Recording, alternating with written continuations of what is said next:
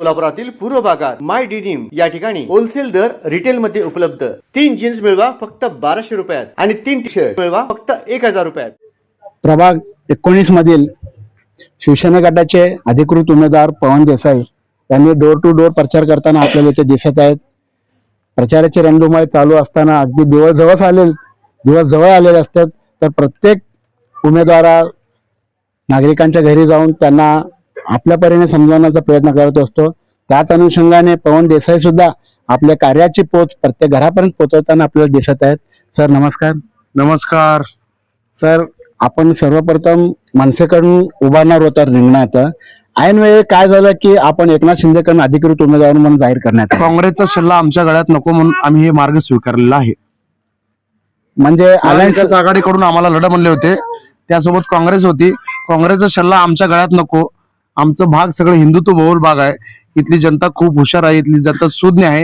हिंदुत्व बहुल असल्यामुळं माझ्या गळ्यात आणि मला स्वतःलाही काँग्रेसचा सल्ला माझ्या गळ्यात नको म्हणून मी हे निर्णय घेतलेला आहे। म्हणजे युतीनं तो धर्म पाळला काँग्रेस सोबत, पण तुम्ही पाळणार नव्हता म्हणून तुम्ही बाहेर पडलात। हो, शेवटी तत्वाशी तडजोड नसतं कधीही। आपल्या हिंदू तत्वाची आपण तडजोड केलेलं नाही। 100% नाही।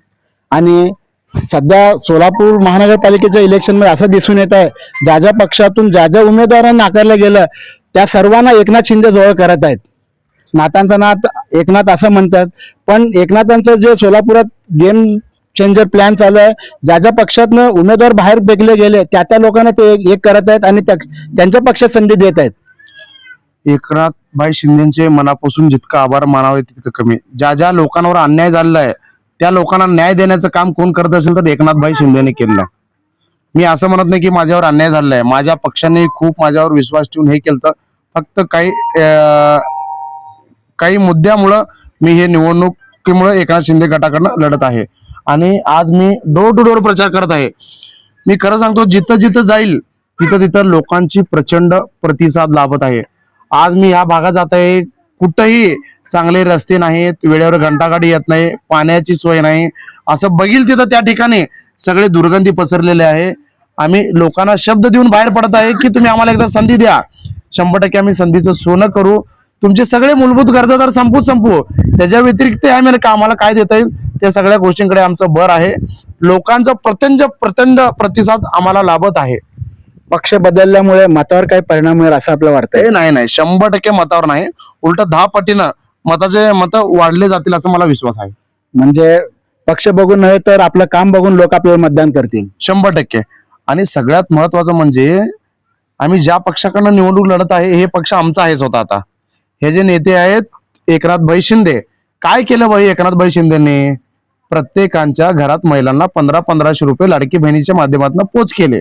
बरोबर, 1500 रुपये ही छोटी गोष्ट नाही, कारण की त्यांचं घरचं भाडं असेल, 1 महिन्याचा लाईट बिल असेल, नाहीतर 2 महिन्याचं सिलेंडर असेल, नाहीतर 1 महिन्याचा अनाज खर्च असेल, हे सगळे एकनाथ भाईंनी दिलंय। जन्म दिलेल्या मुलांनी, काही मुलांनी आई वडिलांकडे बघत नाही, पण आमच्या एकनाथ भाईंनी सगळ्या माता भगिनींना बघितलेलं आहे। त्यामुळं प्रचारात एक प्रकारे तुम्हाला सांगतो एनर्जी आलेली आहे। प्रत्येक लाडक्या घरी गेलं, तुम्ही लाडक्या बहिणीचे भाऊ ना, आम्ही तुम्हाला मतदान करतो, जावा, तुम्ही आमच्यापर्यंत यायची गरज नाही, आम्ही तुम्हालाच मतदान करत आहे, तुम्ही इतरत्र जावा, तुम्ही इथं तुम्हाला गरज नाही, आम्ही तुम्हाला मतदान करणार आहे, अशी लोकांची प्रतिक्रिया येतं। हो, आम्हाला ऐकल्यावर प्रचंड आनंद होत आहे। पण बीजेपी सुद्धा हिंदुत्वाच्या मुद्द्यावरच ही निवडणूक लढवणार आहे। आपलं हिंदुत्वाचं वेगळं पॅटर्न काय असेल? मी कुठल्या पक्षावर, कुठल्या व्यक्तीवर टीका करायला मी राजकारणात आलेलो नाही। या भागाचं माझं काहीतरी देणं लागतं, त्यासाठी मी राजकारणात उतरलेलो आहे आणि तेच विजन घेऊन मी लोकांसमोर जाणार आहे। कुठल्याही पक्षावर, कुठल्याही व्यक्तीवर मी टीका करणारा माणूस नाही। आपल्या विजयाबद्दल आपण किती निश्चिंत आहात हे आता येणार 16 तारखेला कळेल तुम्हाला। म्हणजे तुम्ही आता मी 100% म्हणलं तर मी हवेत आहे असं वाटेल तुम्हाला।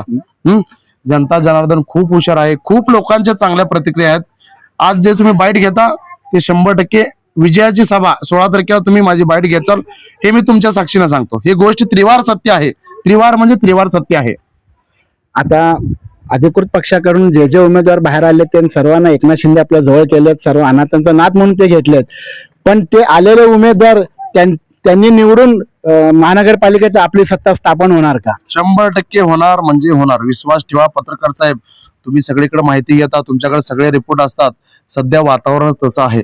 नाही, पण बीजेपी तर म्हणते अबकी बार 70 पार म्हणताय, आपण म्हणता आपण सत्ता काबीज कराल? अवघे फक्त 8 दिवस राहिले आहेत.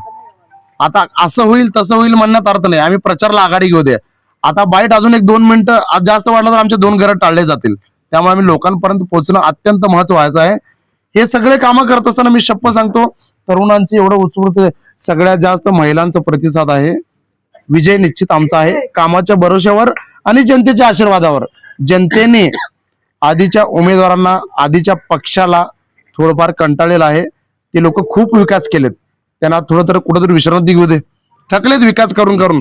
त्यांना यावेळेस 5 वर्षात विश्रांती घेऊ दे, परत 5 वर्षात ती येऊ दे. त्यावेळेस आल्यावर बघू. नवीन एक उमदा उमेदवार, वयाच्या 28-30व्या वर्षी आपण राजकारणात प्रवेश केलात आणि लोकांच्या घराघरापर्यंत जाऊन आपण आपल्या हक्काचं कामाचं पोच मागत आहात. एक उमदा उमेदवार आणि लंबी रेस का घोडा म्हणून आपण स्वतःला कसा पाहता राजकारणात? ते सगळं तुम्हीच म्हणलात, मला सगळी उपमा तुम्हीच दिलात, त्याबद्दल तुमचे मनापासून आभारी आहे. जे काही होईल हे येत्या 8 दिवसात कळेल. जे काही होईल ते सन्मानपूर्वक स्वीकार असेल. म्हणजे पुढच्या शुक्रवारी विजयाचे गुलाल पुन्हा एकदा आमच्या चॅनलवर आपण बाहेर देणार. जनतेच्या आशीर्वादाने 100% विजयाचा गुलाल हे माझ्या कपाळाला लागणार म्हणजे लागणार. कारण की तेवढं लोकांचं प्रेम माझ्यावर, माझ्या पक्षावर, माझ्या नेत्यावर, माझ्या चिन्हावर, धनुष्य बाणावर तेवढी लोकांची भरभरून प्रतिसाद आहे. त्या भरोश्यावर मी तुम्हाला आज शब्द देतो की येत्या शुक्रवारी नाही, गुरुवारी मतदान आहे, शुक्रवारी दिवस बी नाही, दुपारपर्यंत तुम्हाला सगळ्यांना, नीलमनगर वासियांना, प्रभाग 19करांना त्यासाठी आपली दिवाळी असणार. आणि तिथनं पुढे 5 वर्ष हे आपल्यासाठी सोन्याचे दिवस असणार, हे मी तुम्हाला खात्रीपूर्वक सांगतो. एकनाथ शिंदे साहेबांची सोलापुरात रॅली होती असं ऐकण्यात आलं, ते सत्य आहे का? होणार होतं, आजच्या तारखेला होणार होतं. ते काहीतरी पोस्टपेड झालेलं आहे. ते कधी होईल याची कल्पना मला तर अद्याप आलेली नाही. पण होईल का? झालं तर अतिउत्तम, नाही झालं तरी म्हणजे आम्ही आमच्या लेवलला कव्हर करून घेऊ. म्हणजे आपण तुमच्या लेवलमध्ये लोकांपर्यंत पोहोचाल आणि त्याचं रूपांतर मतामध्ये होईल. 100% मधामध्ये त्याचं रूपांतर करू आणि पुढच्या 5 वर्षात नक्कीच हे प्रभाग एक अव्वल स्थानी आम्ही घेऊन जाऊ. हे आम्ही तुम्हाला विश्वास आपण ज्या भागाचे उमेदवार म्हणून उभारल्या त्या भागात आपण पाहतात एवढी मोठी जणू कचरा कुंडी तिथे उभारलेले आहे. झाडं माणसापेक्षा मोठं झाडं झालेले आहेत. मग मागील नगरसेवक आपला प्रभाग कसं सोडून वाऱ्यावर कसं सोडून दिलेला आहे? काय प्रभागाची त्यांची जबाबदारी नव्हती का?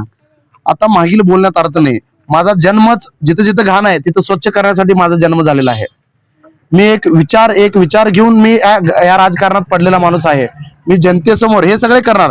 हे सगळं असेल, वेळेवर घंटागाडी येणं, सर पाण्याची वेळेवर पाणी येणं, 3 दिवसाआड पाणी येणं, स्वच्छता, आरोग्यासाठी, हे सगळे गोष्टी मी पुढील 5 वर्षात तुम्हाला सगळ्यांना सार्थ अभिमान वाटेल असं पुढच्या 5 वर्षात मी काम करणार.